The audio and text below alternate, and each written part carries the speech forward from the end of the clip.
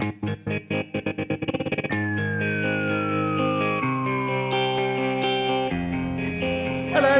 Hiya. Hi Nick, how are you doing? Hello, Ollie. How are you going to make life better for young people over the next 5 years? I think the main thing is to make sure that your school and that nurseries and colleges get the money they need. Otherwise, lots of children won't get the education and the schooling they deserve. Will budgets be cut for anything if we vote for you? Yes, there will be some. 7 years ago now, something went horribly wrong, horribly pear-shaped, and the banks lent money to people they shouldn't have done, they borrowed from other banks they shouldn't have done, and basically we've been paying for that ever since then.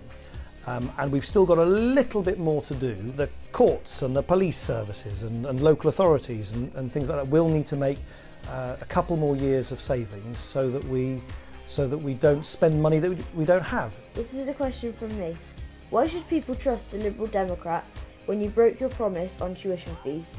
I was in a bit of a rock and a hard place really, because in a democracy, as you can imagine, if you don't win completely, you can't do everything you want. So we got the fairest deal we could. For some people, no explanation is ever enough, no apology is never enough, but there's a whole bunch of other things, that from free school meals in primary schools to better taxes to helping pensioners more, to all sorts of other things which we've done in government, which we have stuck to.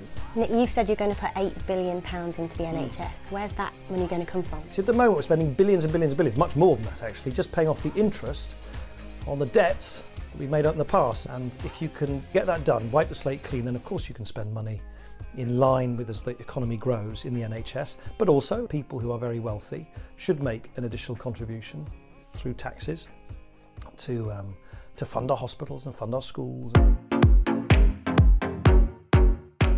This is a question from Finn, who's 8. He asked, what would you do if you weren't in politics? Well, when I was your age, I wanted to be some sort of intrepid explorer, but since I think everything's been explored, I can't do that anymore. My mum was a teacher of children with learning difficulties. I think teaching is probably the noblest profession there is, so maybe a teacher. Would you guys like Nick as your teacher? Yeah. Oh, there you go. That'd be awesome. Be careful, it might happen one day. This is a question from Nimian Madhu. What's the hardest thing you've had to do as a politician?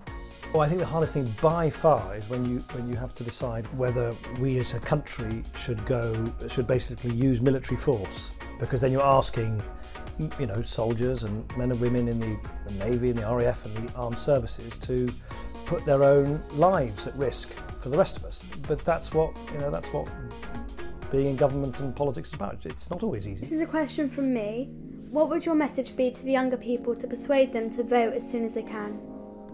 Voting doesn't sort everything out, and politics hasn't got all the answers to life, and in fact there are many more things which are much more important, like your family and the people you love and all than politics. But it's still an important way of deciding peacefully how we organise ourselves as a country. If you don't get stuck in and you don't vote, then other people end up making decisions about your future without you having had your say, and that's a great shame.